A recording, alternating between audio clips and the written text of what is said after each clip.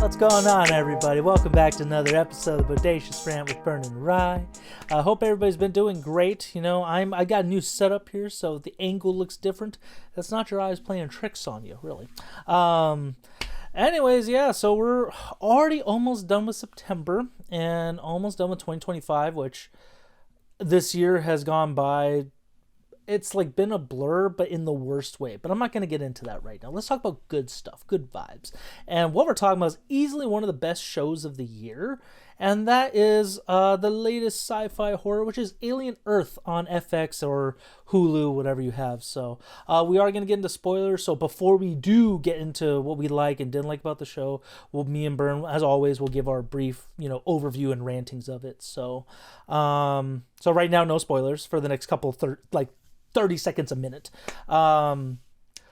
I really like this show. I thought it's one of the best ways to expand on the alien lore, kind of like how Predator got the most recent, like in progress trilogy from oh my god, I'm blanking on the director right now. Dan Trachtenberg? Yes, from Dan Trachtenberg. Well, how they have Prey and then Predator Killer of Killers, and then we got Predator Badlands. Hopefully that doesn't mess up. But what that did to Predator franchise, I am confident this is what it done to the Alien franchise, because this and Alien Romulus are some of the best things we've gotten since the first two films. And production value, it's great. FX just keeps excelling in their budget, and they definitely don't stop showing it. Great actors, a couple pacing issues, but I'll get to that in the spoiler section of it. And just to see full-on alien xenomorph action is it's always a plus. So I'm going to give this series a 5 out of 5 just because on technical stuff, story-wise, and just general world building, it actually added a lot to I think it added a decent amount to the Alien franchise. So, Bern, what did you think about this, and what was your ranting, amigo? Yeah, I mean, I think this is a really good 1-2 punch for the Alien franchise, coming off of Romulus, which I would say is a first punch, taking us back to the roots of what made the Alien movie special, really sort of like getting everything down to its bare bones and letting us enjoy it for those aspects that we did when we saw those movies. For people who saw it originally, for us who discovered it later on. It kind of lost its way along the way. There were some elements that were certainly things that I liked in the last few Alien movies, and with like Prometheus and stuff. That was sort of a nice reset for everybody to just sort of like get on board and get back into the alien world. And this does the other side of that, where I think it does a good job of expanding on the things that we really don't get to see a lot of in the movies, which is sort of the day-to-day life sort of aspect, the more terrestrial aspect of it. We get to see what's going on here on Earth while a lot of these things are happening years and years later in space. I believe this takes place around the same time as the first Alien movie. Correct me if I'm wrong. It's, from what I'm confident in saying this, it's like 2 years before the first movie. So literally like right around the same time. Yeah, so I like that we do get a peek of what things are like on Earth, because we kind of get hints about it throughout the movies with, sort of the world building that they do, just like little things that they mention. I like that we got to see a colonial world in Alien Romulus, so getting hints at what things look like back on Earth that is now run by these big corporations. And what does that do? Again, Alien is sort of like a metaphor for like rampant capitalism and how that sort of affects the sciences, and obviously in the big sci-fi aspect that a lot of things we're delving into in the 80s. We get to see that in full display here with Weyland-Yutani, with Boy Cavalier, and we're seeing how a lot of these people, these billionaires, these brilliant minds sort of abuse their power, and sort of how that sort of affects everyone around them. And the way the season plays out, that couldn't have been any more clear. So I really, really love seeing that aspect, and just stretching the limits of what is ethical. And I love that it touches on a lot of the more like philosophical topics that the Alien franchise does with, evolution and the progression of sciences. This show is dealing with a lot, and I really loved all that aspect of it. And not to mention the characters are really cool, a lot of really cool new elements injected into the Alien universe, which of course we'll get into in the spoiler section. Overall, this was a show I really did enjoy. Yeah, I do agree that there's some pacing issues and there's some like weird decisions that I think they do make towards the end that kind of knock it down for me. Can't really get into it here, but overall, I really, really did enjoy this series, and I can't wait to see more. Hopefully, the next season isn't too far off. But yeah, for me, it's going to be a high 4 out of 5. Really, really enjoyed this one. Yeah, absolutely. And honestly, that's the I feel like I've heard the metaphor you're talking about, like how this relates to capitalism, and just think about it, I was like, wow, that's very accurate. So good insight on that, Bernie. And I know this took longer than what I said, 30 seconds a minute, but again, we're the Bodacious Rant for a reason. 5 out of 5 for me, for a really strong 4 out of 5, bordering on 5 out of 5 for Burn. So yeah, for those of you who haven't finished it or anything like that, definitely come on back for when we spoil it, so we can just talk about, see what we liked about it. Maybe you'll agree with us, or maybe you won't. So yeah, let's get into the spoiler session of it now. And yeah, we'll see y'all. For those of you, we'll see you later. But yeah, so I thought the one of the strongest decisions that I really liked this show is that, not like Aliens has always had like those androids, or those androids, like the synthetics essentially. So I'm glad they kept that, but I really like the addition of actual cyborgs and the hybrids that the main group is called, specifically Kyle Chandler's daughter. I'm blanking on her name right now, but she played Wendy. Sydney Chandler. Sydney Chandler, thank you. Yeah, like I really like that it's expanding on that world, and it kind of makes sense, just because I know when Alien was made in like late 1979, no one really comprehended that, or nobody thought about that, but I think that was a great way to expand on the lore of this show and just how technology has evolved in this current time beyond just spacecrafts, mining technology, and then the xenomorphs themselves. You know what I mean? Yeah, I mean, it feels like a natural progression on those ideas that they touched on back then, like using sort of these disposable synths as a workforce within the lore of the original, like the Alien series and all that. Of course, at some point, you would think that someone behind that would think, well, what if we started putting our minds into these synthetic bodies and essentially living forever, or for as long as we want. That was one of the things that I really liked about, from Alien going on to Prometheus, like Wayland and like him not wanting to die and trying to figure out ways to hack life, using technology to prolong what is in our inevitable end, so it's just like when these rich and powerful people can't fathom that, what do they turn to? And I like how we got to see sort of that aspect here with Cavalier and his experiments with the hybrids, using these children who are terminal, they're going to die, and playing around with that. It's like it feels so like abusive and just manipulative, and we get to see like how sort of that melding of science and ambition and throwing away ethics, and how it all just comes crumbling down in on itself, which is what the Alien franchise feels like it's all about. I really did like that aspect of this show, like dealing with these new elements of the cyborg and Morrow, and yeah, with the Wendy and the Lost Boys with the synthetic stuff. Really, really cool stuff. Yeah, I think this and Jurassic Park are like the perfect franchises to really, I guess Terminator too, Terminator as well. They're basically the perfect idea of like, creating, advancing technology for the future and for the betterment of mankind. But then when you add capitalism into it, like Jurassic Park and Alien, it's just one of those things, like, yeah, it's a bad mix. Like if you create something with somewhat good intentions but really have more selfish and like sinister means, essentially, that's just what's gonna make it the worst thing. So I think the two of the best characters to exemplify that were Morrow, who I really liked his character. At first I was like, oh, what a scumbag, but I like that the way the show peels back the layers with him and stuff. He was a very nuanced and very gray character, which just made him great. He had almost like a blind loyalty to Yutani and the companies. Like essentially he's the company shill that nobody really cares for, you wouldn't really like in the office, but you understand why, well, when it comes down to that. So I really liked that one. I really liked Timothy Olyphant's Kirsch I think I'm saying that right.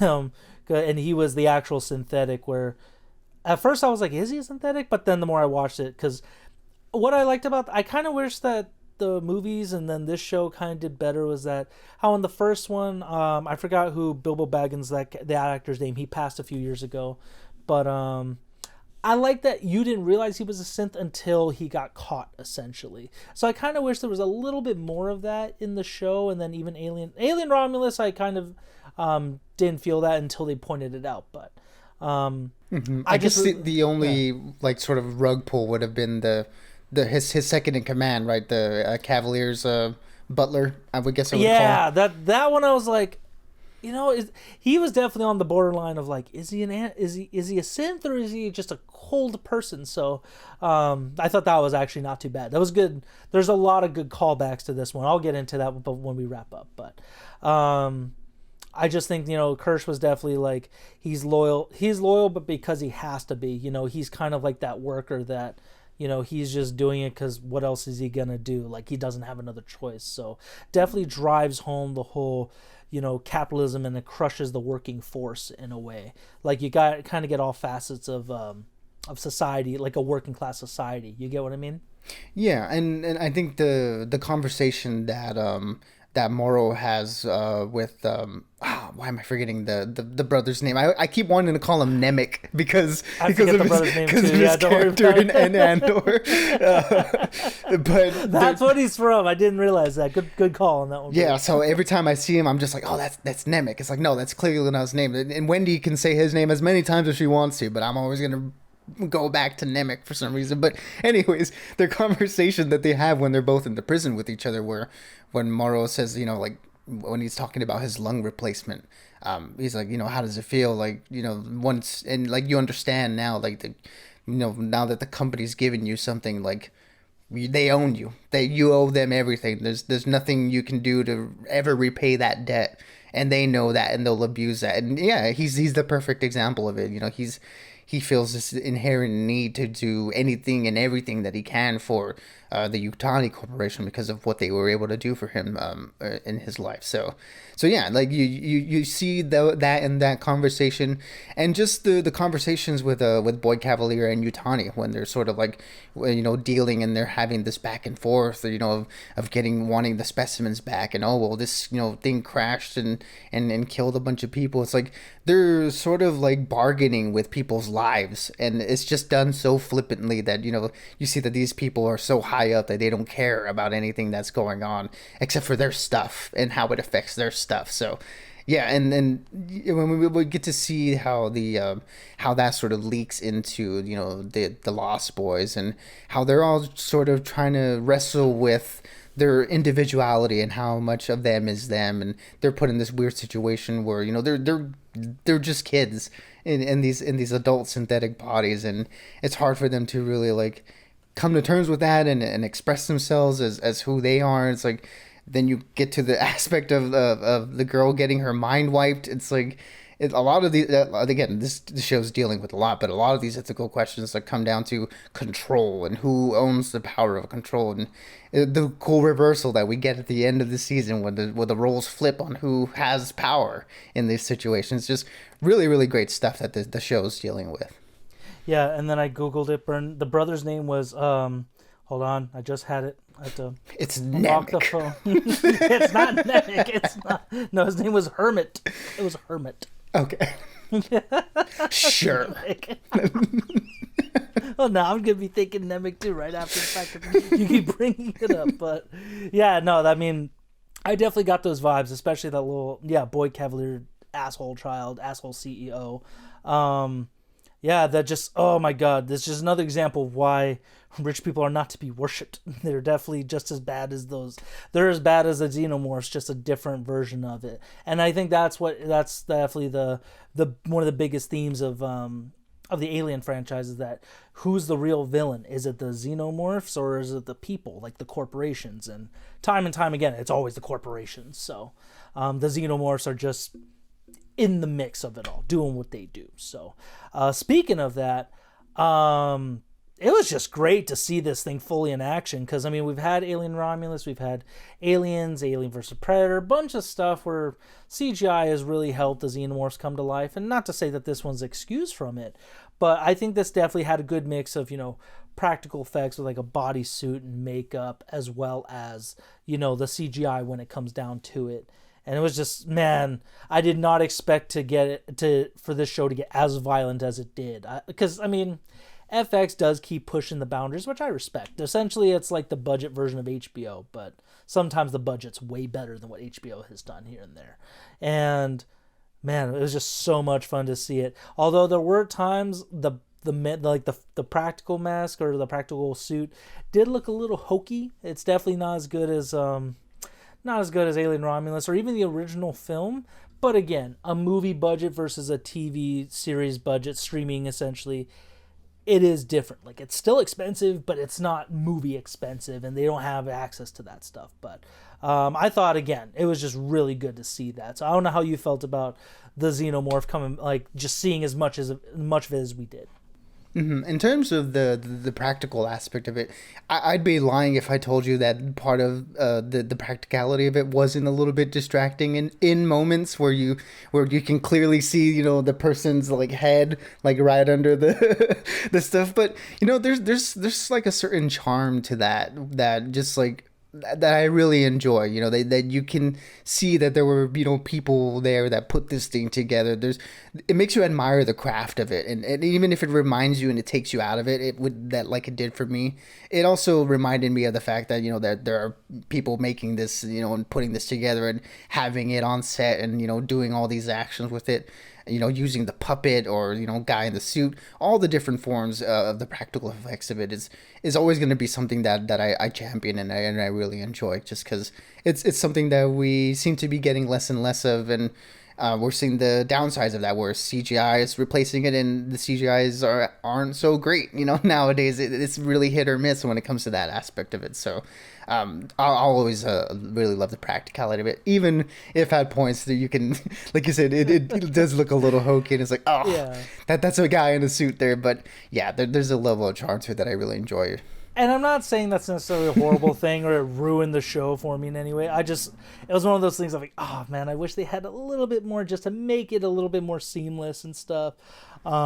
Especially because like the head did look a little bit bigger, but that's just because, again, it's literally a person in the suit more so than it is. So yeah, but yeah, no, I 100% agree that I think fans want more practical. I think people appreciate the practicality of it all more so.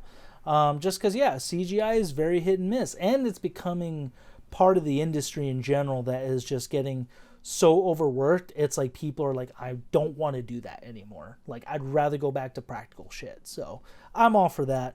In the action of it all, though, I mean, I think with all the really cool philosophical and like writing stuff that the show does touch on, getting the creature action right is essential to Alien in the Alien franchise, and this show was definitely not lacking in that aspect.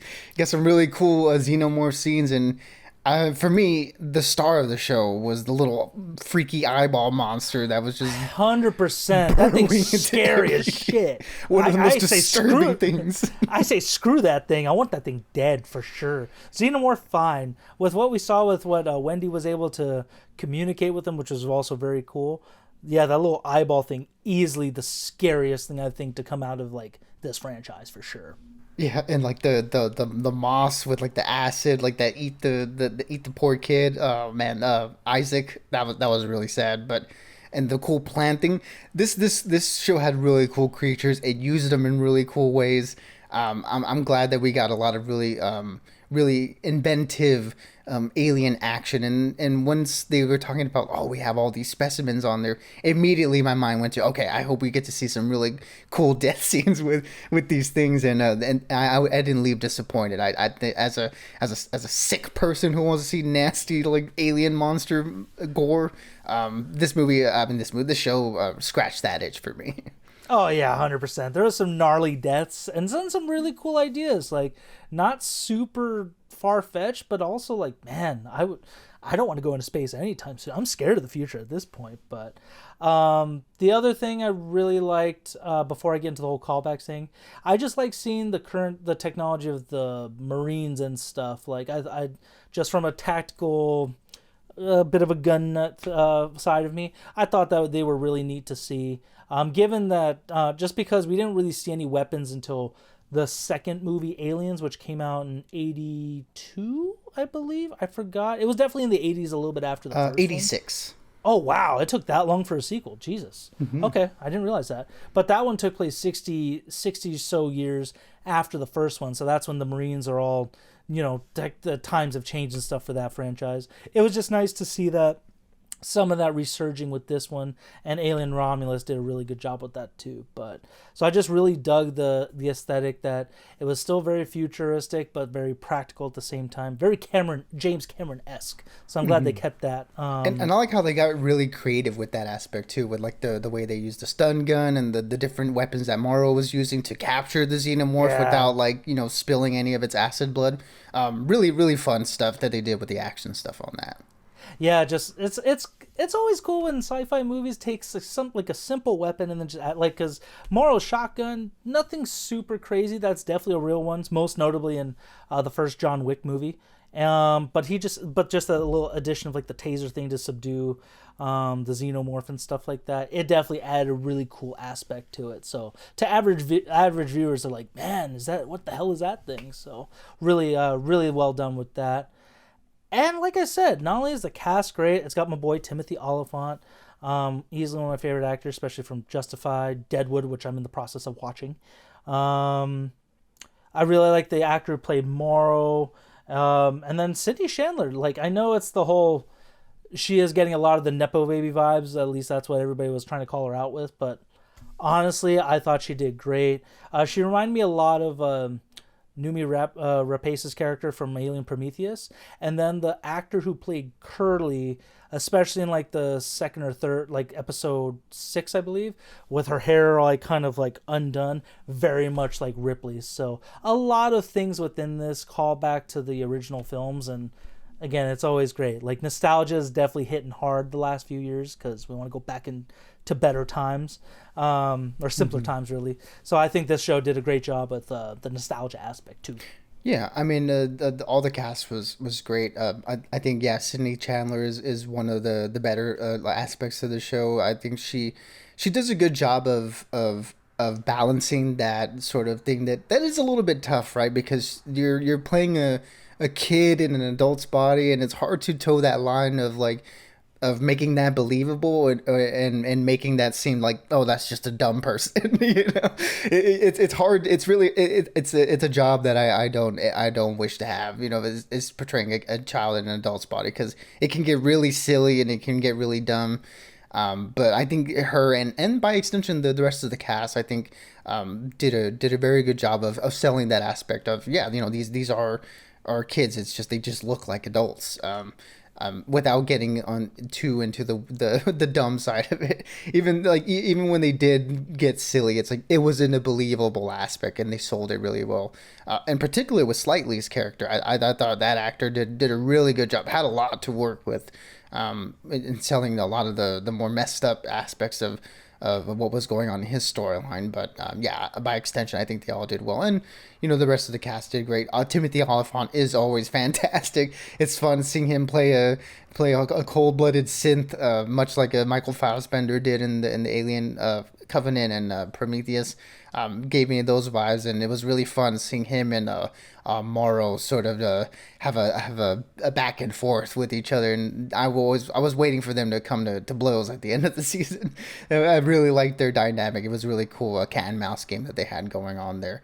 And even the cast of the ship, that we got to see in episode 5, which is my favorite episode of the season, did a really good job of, like you mentioned, jumping back into that nostalgia vibe of what a classic Alien movie would look like, but contained in an episode. I thought they really did a really good job of selling their characters and letting us feel like, oh, this feels familiar, but then obviously the show's giving us something familiar within a show that's working on a lot of different aspects that we haven't seen yet. Yeah, exactly. Everybody did great, and I do agree with you. I think the actors who played the hybrids easily, they did that perfectly well. Because kids aren't stupid; they don't know as much as we adults do, unfortunately. And even then, not all of us know everything. So I thought they all played it off very well, and it definitely was just one of those things like a kid in an adult body, like how kids want to grow up right away. It's like, yeah, you're not ready for that. So for any parent maybe who's into horror, want to show their kids a lesson not growing up too fast, I think this is the perfect show for you. Just maybe earmuffs it at some of the things, cover their eyes with the violent stuff. I don't know. It's up to you as a parent, but yeah, I just very well done show all around. I am hoping we get a season 2. I don't think it's greenlit yet, but this opens the door for it. I think they can do it for at least another season or two until it kind of catches up with even Alien Romulus, because that one took place I think a few months or like a year or so before the first one. It was around the same time as the first movie, I believe, or maybe it was in between. I don't remember. I'm sorry. I'm blurred. There's a lot of movies and stuff that have been added that blur the lines with the timeline now. So, yeah, I really enjoyed it. I didn't know what I was gonna expect with this one, because I thought, man, how's Alien gonna work as a show, like, and at what point? And man, just fantastic job. Can't wait to see more. Yeah, you took the Peter Pan story and you put it in space where no one can hear you scream, but then brought it back down to Earth, and it's just like it's this fun melding pot of again a lot of the ideas that we haven't seen in the Alien franchise, but presented in a way that we haven't seen before. And I thought it did a really good job, and I'm very much intrigued to see where this story ends up going if they do in fact keep furthering on with more seasons, which I hope they do, because that's one of my complaints. Is like, man, the cliffhanger at the end of the season is just like, why do shows keep doing this? Give me a closed loop, please. But I mean, it closed the storyline of the season, which was the control of power within this little community of hybrids and Cavaliers Island. It's like, yeah, we got to see that play out, but I just want to know what happens with the damn eyeball alien, man.